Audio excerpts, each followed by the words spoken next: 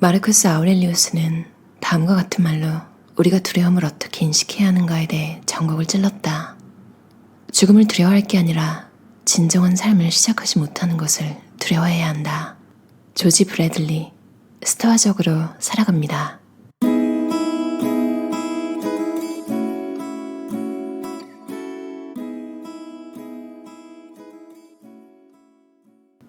할 수 없는 일은 신경 쓰지 마라. 통제할 수 있는 문제에만 집중하라. 스토아 철학자들에 따르면 더 나은 인간이 되기 위해서는 무엇보다 자신이 통제할 수 있는 부분과 통제할 수 없는 부분에 대해 분별할 수 있는 능력을 키워야 한다. 에픽테토스는 이 원리를 다음과 같이 정의한다. 세상에는 우리의 힘으로 통제할 수 있는 것과 통제할 수 없는 것이 있다. 의견, 동기, 욕망, 혐오처럼 자신의 행동과 관계된 일은 통제가 가능하다. 그러나 신체, 재산, 명성, 사회적 지위처럼 자신의 행동과 관계없는 일은 통제가 불가능하다. 우리가 통제할 수 있는 것들은 본래 자유로우며 구속이나 방해의 대상이 아니다. 이와 달리 통제할 수 없는 것들은 다른 사람의 통제로 인해 쉽게 허물어질 수 있고 굴종적이며 구속받을 수 있다. 에픽테토스는 이어서 말한다. 이길 능력이 없는 어떤 시합에도 참가하지 않는다면 무적이 될 수 있다. 그러므로 유념할 것은 자신이 힘쓸 수 없는 것은 무시해야 한다는 점이다. 오직 통제할 수 있는 것에 집중하라. 자신이 영향을 끼칠 수 있는 일에 열정을 쏟아야 한다. 그래야 성공할 수 있는 위치로 올라서게 된다. 만일 규칙이나 한계가 무언가를 하는데 방해 요소가 된다면 본인이 그러한 규칙을 바꾸는 사람이 될 생각을 해야 한다. 이렇게 할 때 자신이 통제하지 못하는 일에 힘들게 애쓰지 않게 되고 여기에서 기쁨이 발생한다. 스토아 철학에서 이러한 기쁨은 평정심으로 불린다. 이는 자신의 통제력 안에 있는 문제들을 인지하고 거기에 매달리는 것이다. 부정적인 감정을 덜 느끼게 될 것이라는 의미다. 이미 일어난 일에 집착하느라 낭비하는 시간이 줄고 있는 그대로의 모습을 즐기는데 더 많은 시간을 들이고 있다는 사실도 깨닫게 된다. 또한 이전에는 맛보지 못했던 평정심도 어느 정도 느끼게 된다. 스토아 철학을 실천하고 살면서 아주 소소한 것에도 쉽게 기쁨을 느끼게 되었다는 사실에 깜짝 놀랄지도 모른다. 어느 날 갑자기 지금 자신의 모습에, 지금 살고 있는 삶에, 우리가 살게 된 이 우주에 기쁨을 느끼게 될 것이다. 자기 수련을 하는 사람들은 자신의 인생에서 해야 할 일을 스스로 결정할 수 있는 능력이 있다. 자기 수련이 부족한 사람들은 그저 남들의 삶을 따라가며 결국 참된 자신의 인생을 누리지 못하는 어리석은 과오를 범한다. 우린 스스로 통제할 수 있는 영역을 인지한 후 그 영역에서 자신의 통제 가능한 행동에 대해 자기 수련을 해야 한다. 자기 수련을 통해 난관을 견디거나 헤쳐나가는 한 가지 방법은 발생 가능한 최악의 결과를 상상해보는 것이다. 면밀히 들여다보면 발생 가능한 최악의 상황이 실제로는 그렇게 비참하지 않은 경우가 많다. 우리가 어떤 상황에 대입하는 불안이나 두려움을 면밀히 들여다보면 흔히 과장되거나 사실이 아닌 것으로 일축되는 경우가 많다. 어떤 일의 중요성은 다른 일에 비해 약하다. 어떤 활동이 다른 활동에 비해 어떤 이점이 있는지 잠시라도 생각해 본다면 삶의 어수선한 측면이 줄어들고 시간 여유가 생기며 자기 성찰이 훨씬 수월해진다. 지금 이 순간 하던 일을 멈추고 성찰의 시간을 보내지 않으면 삶에 하찮은 일들이 쌓이게 되어 더 크고 중요한 일들을 대충 다루기 쉽다. 팀 페리스는 주기적으로 부정적 시각화를 해야 하며 나아가 최악의 시나리오에서 어떤 상황들은 직접 경험해봐야 한다고 보았다. 가령 일주일 동안 멋진 옷, 맛있는 음식 없이 지내기나 $50로 살기를 실행하는 것이다. 이때 우리는 결핍에서 오는 두려움을 잊고 자신이 소유한 것에 고마움을 느끼며 사치품이 생존이나 심지어 삶을 즐기는 데 필요한 요소가 아님을 깨닫고 돈도 모으게 된다. 더욱이 세네카는 이렇게 경고한다. 우리가 강렬한 쾌락을 사로잡는 순간 도리어 그 쾌락이 우리를 사로잡는 포획자로 돌변한다. 결국 쾌락을 더 많이 추구할수록 우리가 섬겨야 할 주인은 더 많아지게 된다. 우리는 주기적으로 쾌락을 멀리함으로써 실제로 쾌락을 잃는 것에 대한 두려움과 그러한 쾌락이 자신의 의사결정에 미치는 영향력을 줄일 수 있다. 긍정적 행동이 긍정적 인생을 만든다. 여러 연구에 따르면 자기 비판을 하면 동기부여가 약해지고 자기 절제력이 부족해진다. 그뿐 아니라 우울증의 가장 뚜렷한 전조 중 하나이기도 해서 긍정 의지력과 부정 의지력을 모두 고갈시켜버린다. 이와 대조적으로 자기 연민은 특히 스트레스와 실패에 직면했을 때 자신을 우호적이고 친절하게 대하는 감정으로 동기부여를 강화하고 자제력을 길러준다. 우리는 잠재의식 속에서 끊임없이 이런 질문을 스스로 던져봐야 한다. 내가 이런 일로 꼭 좌절할 필요가 있나? 이 질문의 답은 어떠해야 할까? 우주비행사가, 군인들이, 의사들이, 그 밖에 여러 직업에 종사하는 사람들이 그러하듯 우리도 이렇게 대답할 수 있어야 한다. 아니, 나는 이런 상황에 대비한 훈련을 했고 나를 통제할 수 있어. 이런 대답은 어떨까? 아니, 나는 여전히 이성을 유지하고 있고 좌절해봐야 하나도 도움이 되지 않는다는 걸 잘 알아. 이것을 하나의 여정으로 인식해야 한다. 더 나은 행동을 하고 중요한 것에 초점을 맞추며 상대적으로 더 중요한 부분을 숙고해야 한다.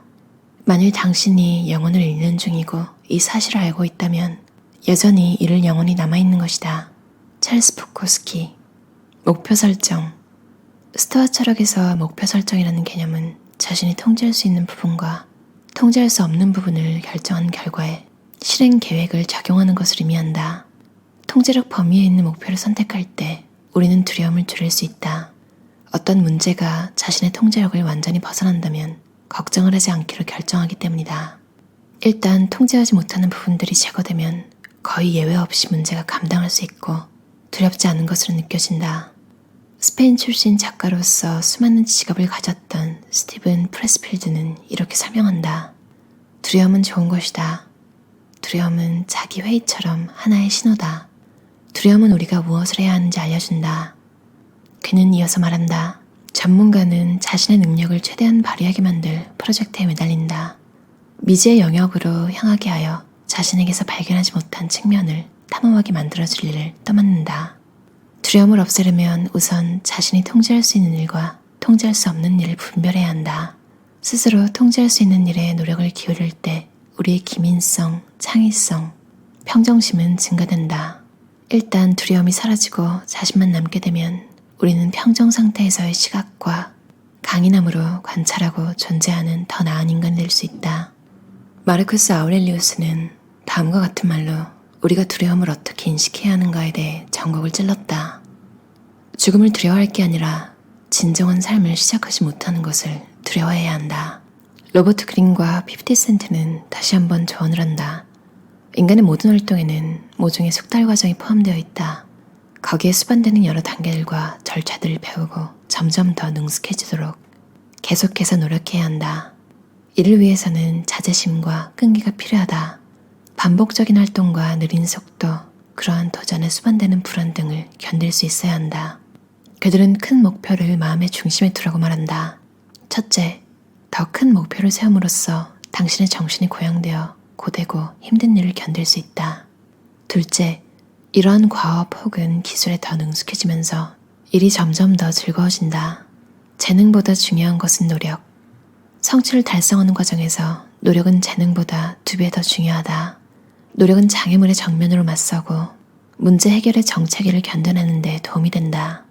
노력은 학습되는 특성이며 멘토 관계를 통해 연마될 수 있다. 자기 수련과 현명한 의사결정이 없으면 노력은 사소하고 방향이 불분명한 활동들에 낭비된다.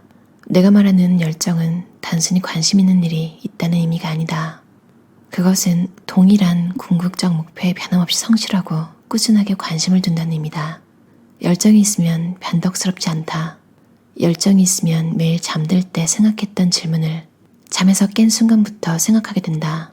옆걸음질 치거나 다른 곳으로 가지 않고 같은 방향을 향해서 한 발짝이라도 더 나아가기를 열망하며 동일한 방향을 향한다. 순간적인 기분이나 변덕스러운 갈망이 아닌 한결같고 장기적인 열정에 근거한 의사결정을 함으로써 노력을 같은 방향으로 일치시키면 인내심을 발휘하는 데 도움이 된다. 이때 우리는 목표를 마음의 중심에 두게 된다. 더 이상 장애물의 영향을 받지 않는다.